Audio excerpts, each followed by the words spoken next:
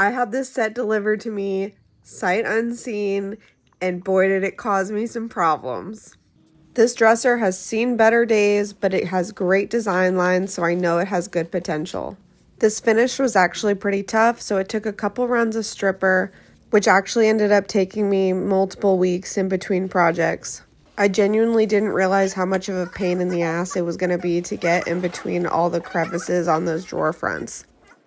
I originally thought this drawer texture was leather, but then I thought it was wood, and it turns out it was just painted MDF, so that was a big bummer. I'm going to be covering it up with cane webbing, so I decided to fill it with wood filler so that I could have a flat surface for the cane to sit on. Once most of the varnish has been removed, you can go in with 220 grit sandpaper to smooth it all out and remove any remaining stain. I always finish this step off by hand sanding in the direction of the wood grain. For any veneer damages, I used a 2-part epoxy to fill it in and sanded it smooth. I painted over my wood filler repairs to seal it in and then cut my cane webbing to size. I added some wood glue just for good measure, but my brad nails and trim are going to hold the cane in place. These metal tracks on the drawers ate into the wood tracks on the dressers, so I decided to replace them. Replacing drawer tracks is intimidating because it leaves little room for error, but surprisingly I got it on the first try.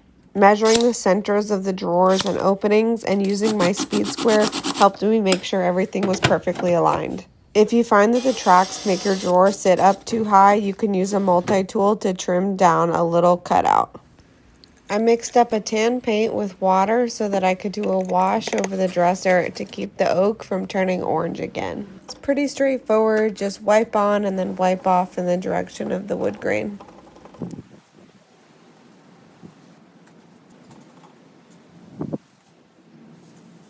Now, I thought that I was going to seal it and we'd be done with this project, but I didn't end up loving the tone of the wood. I really wanted it to look like natural raw wood, so to tone the color and even everything out, I used my Retikit.